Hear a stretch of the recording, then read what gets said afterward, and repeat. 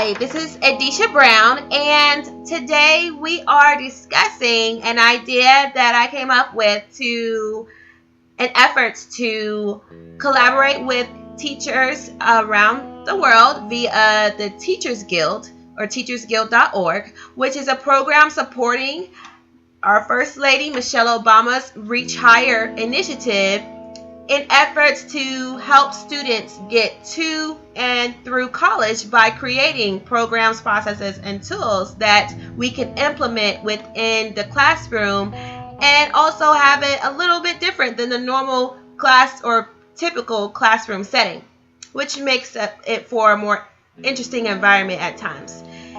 And the idea is that we discuss with leaders within our communities how their best practices that help them to be successful, even mentioning struggles, setbacks, failures that they have overcome in getting there, and what they've learned from them, how they took charge of life and decided to turn that into an experience that further helped them to grow.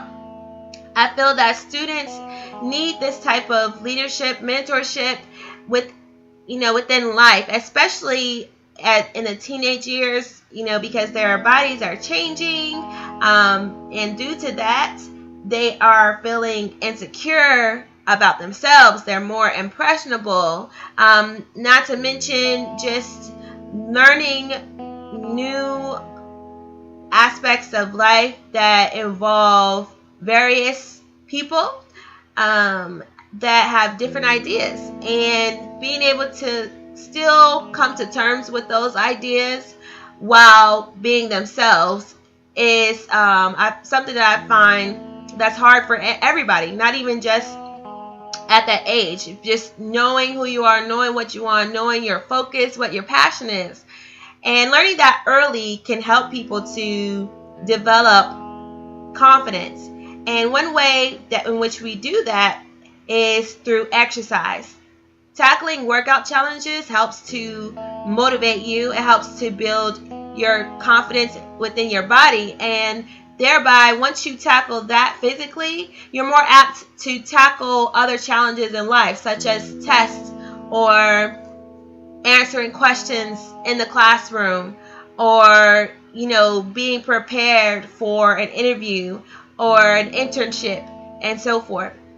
And I chose to use Google Hangouts as a social media to interact with leaders within the community that can share their experience, because not everyone cannot physically go to a school to talk about these things. And to be honest, most students are not going to go and read articles in a magazine or articles anywhere to learn what their people that they would like to emulate are doing or what they've done to be successful. Most students are using social media when they get out of school. They are on Snapchat, Instagram, Facebook, Twitter, Fine. So why not bring social media to the classroom for an upbuilding, fun, interactive learning experience where there's a discussion with anybody in the world, really, via Google Hangouts. So in this particular discussion, we spoke with, he told us to call him Andy, which is his first name, Andy. And we went over some questions with him in regards best practices that has helped him to be successful. He's actually currently the recruiting coordinator for the multinational technology company by the name of Google.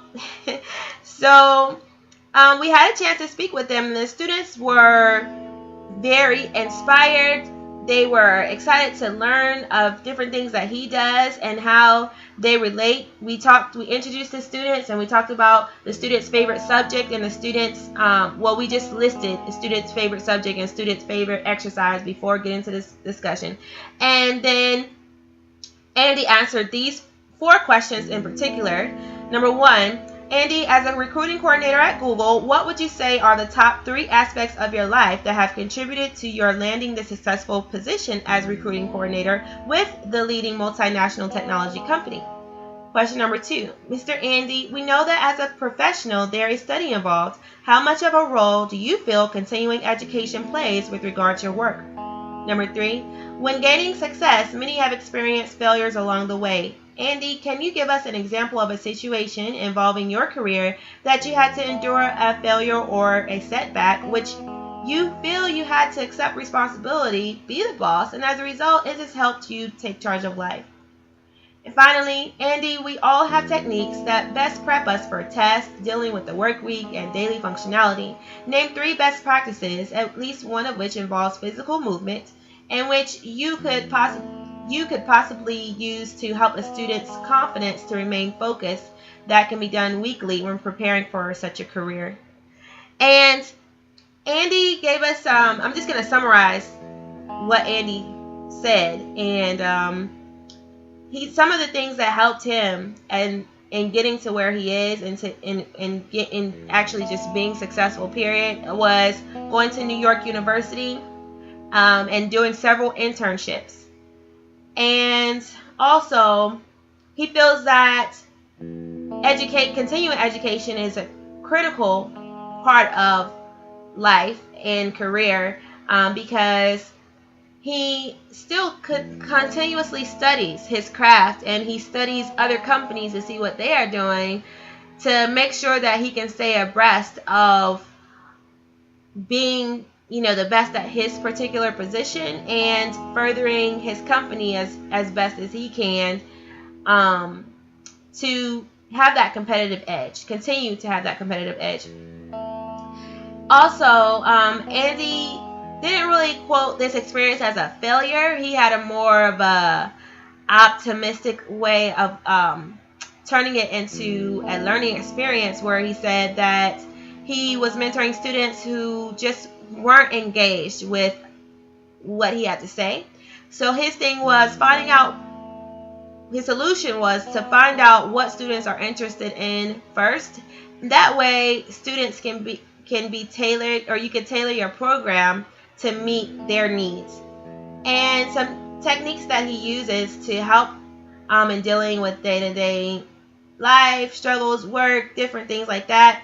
Exercise portion was running. He used to run track and he played tennis, and now he runs to help him to gain mental clarity, gather his thoughts, regroup, and get back to work. So that was just the summary. The students really enjoyed everything that Andy had to say.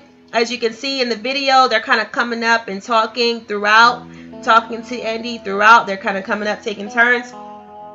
And afterwards, we let them ask a couple of questions that they were interested in. A couple of them had feedback, such as one student's father went to New York University. One student really enjoyed that. The other thing Andy does that as a best practice is he creates a to-do list. Because we all have experienced a point where a day or so where we had something we really needed to do, but we forgot because we didn't write it down, or we didn't really log it into our memory or into our phone. And so he has this to-do list that he goes by as a best practice. And students really enjoyed that. Of course, they enjoyed the exercises. We all talked about exercise, and we actually, after we got off the call with Andy, we did exercises together as a class. We did high knees, we had jumping jacks, high knees, and push-ups, which was really fun. And what was the last thing? That was the main thing of it. Oh yeah, and the students just gave him a round of applause because just taking the time out of the day. I actually prolonged the interview, but usually this time, working for Google is pretty extraordinary, and a lot of people don't even think about it because they think it's too prestige of a job. But once you learn best practices, you're more likely to consider that as a career, not just dream about it. So we gave him a round of applause, and the interviews usually take about 10, maybe 15 minutes. But this one's a little bit longer.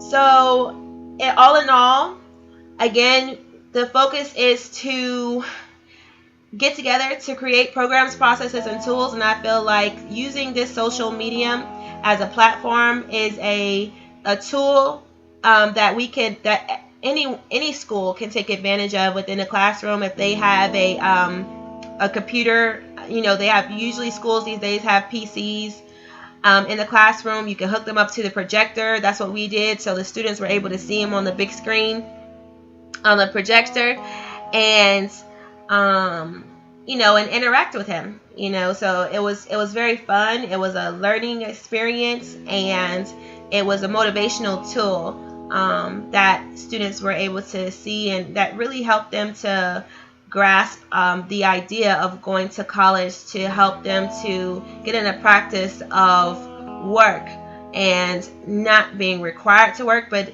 doing research on your own and starting that now so that they can be successful in their walks of life.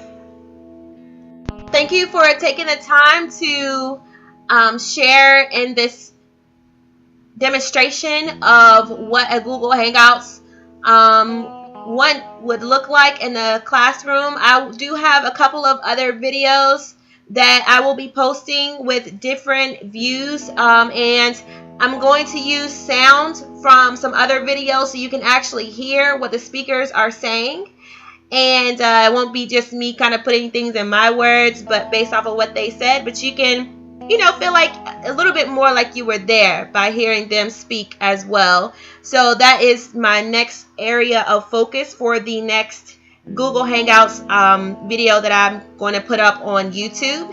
And feel free to comment or give your critique. You can also go to teachersguild.org. And my name is Edisha Brown. That's Edisha. It's like Edward, but then Ed with the Isha. Edisha Brown. And you can find my post on there if you want to comment, or also just browse other people's posts and see, how the community is coming together to, again, help with our First Lady Michelle Obama's initiative of getting our future leaders to and through college. Have a great day.